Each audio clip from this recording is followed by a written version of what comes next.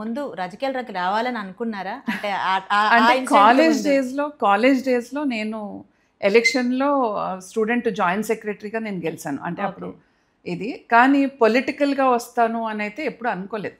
I was very active college days. తర్వాత engineering కాలేజ్లో కూడా నేను మంచి యాక్టివ్గానే ఉండేవాళ్ళం. ఇంజనీరింగ్ కాలేజ్లో మాకు ఎప్పుడు ఇట్లా పాలిటిక్స్ ఇదంతా అంటే ప్రెసిడెంట్ ఇవన్నీ అట్లా ఎన్నుకోవటం అనేది అక్కడ లేదు. ఇంటర్మీడియట్ డేస్లో అయితే ఉంది. ఇంటర్మీడియట్లో ఐ వాజ్ ఎలెక్టెడ్. అది ఎలక్షన్ ద్వారానే నేను స్టూడెంట్ జాయింట్ సెక్రటరీగా ఎలెక్ట్ అవ్వటం అది జరిగింది. తర్వాత ఇంజనీరింగ్ అనుకోలేదు. ఎప్పుడైతే ఇక్కడికి వచ్చినాక ఎన్విఎస్ఎస్ గారు తీసుకొచ్చి జాయిన్ చేశారో ఇంకా అప్పటి నుంచి అంటే if I take up something I give my 100%. If I don't take up I'm away from it.